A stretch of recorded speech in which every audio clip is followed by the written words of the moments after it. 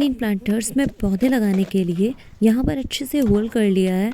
चारों गमलों में होल कर लेने के बाद जूट की बोरी को थोड़ा सा कट कर कर इस पर रख देना है, जिससे ड्रेनेज सिस्टम अच्छा रहे। पिटोनिया को लगाने के लिए इस गमले में थोड़ी सी मिट्टी को भरा, इसके बाद पौधे की मिट्टी को थोड़ा सा क्रैक कर कर फिर गमले में रखा और आसपास मिट्टी को भर दिया। इसी तरीके से चारों प्लांटर तैयार कर लिए हैं।